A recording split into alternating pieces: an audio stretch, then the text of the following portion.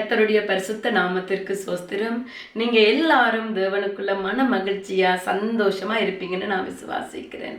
இன்றைக்கு ஆண்டவருடைய வார்த்தையை கேட்க எல்லாரும் வந்திருக்கிறீங்க. ஆண்டவருடைய வார்த்தை உங்களிடம் கடந்து வருகிறது. சங்கீதம் 4ஆம் அதிகாரம் 4ஆம் வசனம்.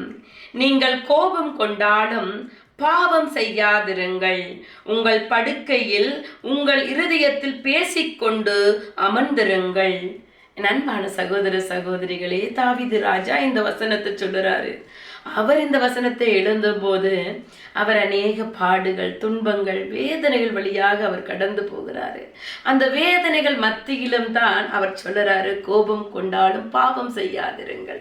இன்றைக்கு இந்த உலகத்தில் பாவங்கள் பெருகிவிட்டது. இன்றைக்கு நன்மையை நாங்கள் தேட முடியாது, தீமை இங்கே ஈஸியாக கிடைச்சிடும். ஆனால் இந்த காலகட்டத்தில் நீங்கள் பாவம் செய்யாதவர்களா இருக்கிறீங்களா? கோபம் வந்தாலும் அதுல இருந்து நீங்க ஆண்டவர்கிட்ட மன்னிப்பு கேட்டு உங்களோட தவறுகளை நீங்க ஆண்டவர்கிட்ட ஒப்பு கொடுத்து, ஆண்டவரே மீண்டும் அந்த தவறை நான் செய்ய மாட்டேன் என்று சொல்லி உங்களோட படுக்கையில அனுதினம் தேவனோட உறவாடி பேசி பாவங்களை விட்டு மனம் திரும்புகிறவர்களா நீங்க? அப்படி என்றா நீங்க தேவனுக்கு பிரியமானவர்கள். என் அன்பான தேவ பிள்ளைகளே, அன்பான சகோதர சகோதரிகளே, ஒரு நிமிடம் நாங்கள் எங்களை ஆராய்ந்து பார்ப்போம். இன்றைக்கு அநேகருக்கு கோபம், என்ன காரியத்தை எடுத்தாலும் கோபம் வந்துடும். நாங்க வந்தோட எங்களோட வாயில வருகிற வார்த்தைகள் எப்படிப்பட்டதா இருக்குது. கொஞ்சம் நிதானித்து அறிஞ்சு பார்ப்போம். எத்தனை தீய வார்த்தைகளை பேசுறோம், எத்தனை பேரை சபிக்கிறோம். ஒருத்தருக்கு ஏதாச்சும் உங்களுக்கு பிடிக்காத செய்துட்டா அவங்கள உடனே எங்களோட வாயினால சபிச்சிடுறோம். ஆண்டவரை தொழுகிற இந்த வாயால சபிக்கலாமா மற்றவங்களை? நினைச்சு பாருங்க. நாங்க அப்படி செய்யக்கூடாது, பாவங்கள் செய்யக்கூடாது. நாங்கள் தேவனுக்கு பிரியமான பிள்ளைகளாய் மாற வேண்டும்.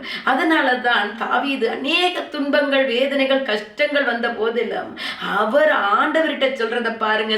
நாங்கள் 4ஆம் அதிகாரத்துல 1வது வசனத்தை வாசிக்கும் போது, என் நீதியின் தேவனே, நான் கூப்பிடுகையில் எனக்கு செவி கொடும், நெருக்கத்தில் இருந்த எனக்கு விசாலம் உண்டாக்கினீர், எனக்கு இறங்கி என் விண்ணப்பத்தை கேட்டறலும்.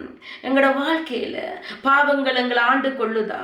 இந்த உலகத்துல இருக்கிற ஏதோ ஒரு பாவத்துக்குள்ள நீங்க விழுந்திருக்கிறீங்களா?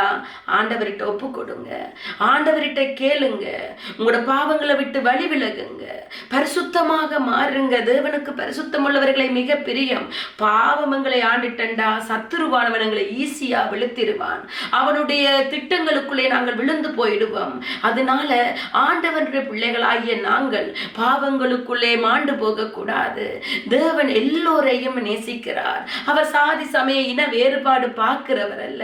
அதனால தாவீது சொல்லுறார் பாருங்க, 4ஆம் அதிகாரத்துல 8 வாசிக்கும் போது, சமாதானத்தோட படுத்துக்கொண்டு நித்திரை செய்வேன், கர்த்தாவே நீர் ஒருவரே என்னை சுகமாய் தங்க பண்ணுகிறீர் என்று சொல்லுகிறாரு.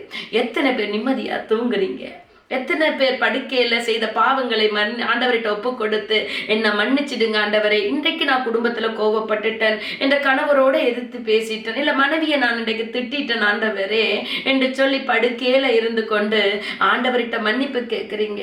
எத்தனை வாலிப பிள்ளைகள் நீங்க ஏதோ ஒரு பாவம் மறைமுகமா செய்து கொண்டு இருக்கிறீங்கல்ல, யாருக்கும் தெரியலன்னு நினைக்கிறீங்கல்ல, ஆனா ஆண்டவருடைய வார்த்தை கடந்து வருது உங்களிடம். நீங்க ஆண்டவர்கிட்ட ஒப்பு கொடுக்குறீங்களா? இன்றைக்கு ஒப்பு கொடுங்க. ஆண்டவரே, என்ற பாவங்களை மன்னியுங்க ஆண்டவரே, நான் இனிமே இந்த பாவத்தை செய்ய மாட்டேன் ஆண்டவரே, உமக்கு பிரியமானவளா நான் மாறுவேன் ஆண்டவரே, பிரியமானவனா நான் மாறுவேன். சிறு பிள்ளைகள் நீங்க ஆண்டவர்கிட்ட கேளுங்க. பாவம் செய்யக்கூடாது, அம்மா அப்பாட சொல்ல கேட்டு நடக்கணும், ஆண்டவருக்கு கீழ்ப்படிந்திருக்கணும், வேதத்தை வாசிக்கணும். ஆண்டவர் உங்களை நேசிக்கிறார். அதனால தான் அவருடைய வார்த்தை கடந்து வருகிறது. நீங்கள் கோபம் கொண்டாலும் பாவம் செய்யாதிருங்கள், உங்கள் படுக்கையில் உங்கள் இருதயத்தில் பேசிக்கொண்டு அமர்ந்திருங்கள். அதனால பாவம் செய்யாதீங்க. நித்திரைக்கு போகும்போது ஆண்டவர்கிட்ட ஒப்பு கொடுங்க. ஆண்டவரே, இன்றைக்கு என்ற குடும்பத்துல நான் இந்த காரியங்கள் எல்லாம் செய்துட்டேன், எல்லாற்ற கண்ணுக்கு மறைவென்ற ஒரு பாவம் செய்துட்டேன் ஆண்டவரே, என்னை யாரும் பார்க்கலன்னு நீங்க நினைக்காதீங்க. ஆண்டவர் உங்களை பார்க்கிறாரு. அவர்கிட்ட ஒப்பு கொடுங்க, மன்னிப்பு கேளுங்க, பாவங்களை விட்டு வழி விலகி தேவனுடைய வழியில் நடந்து வாங்க. தேவன் உங்களை அழைக்கிறார், அவர் உங்களுக்கு விடுதலை கொடுக்க விரும்புகிறார். அதனால் ஆண்டவரை நோக்கி ஒரு சின்ன ஜெபம் செய்வோமா? அன்பான தகப்பனே, உமது வார்த்தை கடந்து வந்திருக்கிறது ஆண்டவரே. இந்த வீடியோ வீடியோவை பார்த்து கொண்டிருக்கிற பிள்ளைகள் ஆண்டவரே, யாரெல்லாம் ஏதோ ஒரு பாவத்திற்குள்ள விழுந்திருக்கிறாங்க, கோபம் கொள்ளுகிறவர்களா இருக்கிறாங்க, கோபம் வந்தோன வாயினால வருகிற வார்த்தைகள் ஆண்டவரே தகாததா இருக்கிறதா என் தேவனே அறிக்கை பண்ணி விட்டு விடுகிறோம் ஆண்டவரே. இன்றைக்கு பாவங்களை விட்டு வழி விலகி பரிசுத்தமான வாழ்க்கையை வாழ உங்களுக்கு உதவி செய்யுங்க. எங்கள் தவறுகளையும் எங்கள் தப்பிதங்களையும் எங்களுக்கு உணர்த்துங்க.